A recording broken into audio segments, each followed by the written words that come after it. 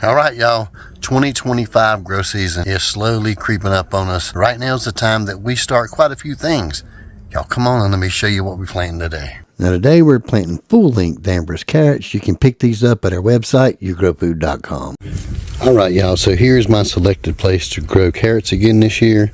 As you can see, we have our mold patrol working. Those things are awesome. They really take care of the moles and bulbs. You can find that video in the member section.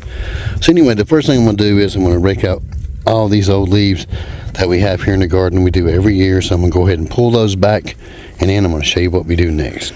Now, you're probably going to see that I do have some volunteer garlic up here in this bed where I'm planning to put my carrots at, and that's perfectly fine. I'm going to leave them here. I'm going to rake right over them. Those guys are pretty tough, and as you can see, they've pretty much taken a little hit from the freeze, but they always come back, and this raking ain't going to hurt them. So what I need to do first is get rid of all these leaves, or not really get rid of them, but move them out of the way so I can get these carrot seed to make sure they have contact with the soil. Now again, these are Danvers carrots. They are heirloom. You can pick them up at yougrowfood.com, and they are awesome companion plants for garlic, which is why we haven't pulled any of these volunteers, because these guys get pretty big. So anyway, as you can see, you might be able to see some of those tiny little seeds falling down on the soil, but all I'm going to do now that I got the dirt scuffed up is I'm just going to scatter these things out like normal seed. I'm going to do it where I don't have to thin them out too much though, so it is going to be pretty scarce. I'll probably drop about 75 or 80 seed in here, and then I'll go ahead and show you one of my very first magic tips on planting carrots, because they can be pretty tricky.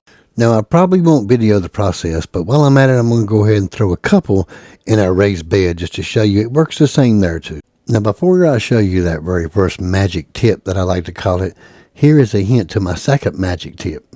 I'm going to use some of these feed bags to cover up our carrot seed. But first, I got to give our carrot seed some compression, because small carrots do like coverage. They also like compression, and I'm going to show you how I do that now. Now this little tip that's missed could be the single reason why a lot of people can't get their carrot seed to start. It's just simple compression. And as you're going to see here now, all I'm going to do is walk over these seed, and I'm a pretty heavy fella, so I'm just going to walk over these seed with my boots and make sure I tamp down everywhere I see one of those little tiny white seed. I'm even going to make sure I walk as close around this volunteer garlic as I can to make sure in case one escaped and got close over there, they'll have compression as well. So once I get everything compacted, the next thing I'm going to do is give these guys some coverage. Now coverage and compression is two of the magic tricks that I'm going to talk to you guys about on really getting carrots to grow so easy, and it's really easy, guys. So once we get the compression going, as you can see, I'm going to take these old feed bags.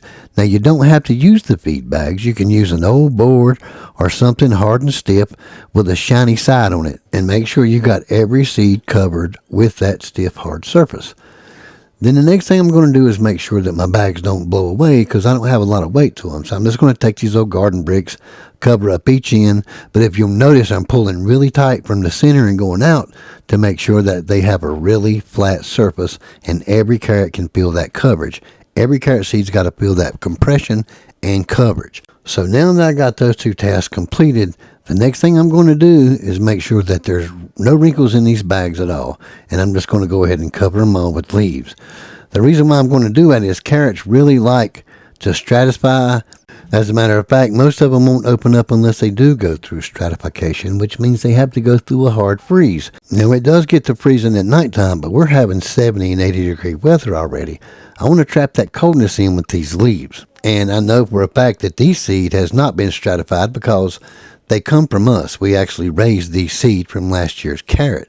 So now we're going to go ahead and let them go through the winter and stratify. Now I'm not going to leave you guys hanging. I'm going to fast forward 3 weeks later, and I'm going to show you what these carrot seed look like when they pop out and open, because this trick works every time.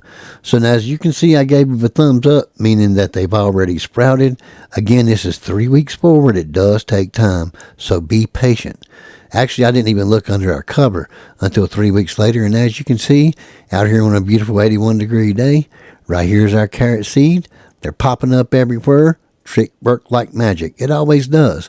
Now I'm going to fast forward again, and I'm going to show you one of our famous carrot harvest videos from YouTube that we had a couple of years ago. Same carrot, Danvers. You can find it at yougrowfood.com. I want to thank you guys for watching. Y'all get out there and plant you some carrots. It's still not too late. They still got time to get that freeze and stratify. Thank y'all for watching. Y'all keep on keeping on. I'll do my best to see you on the next one.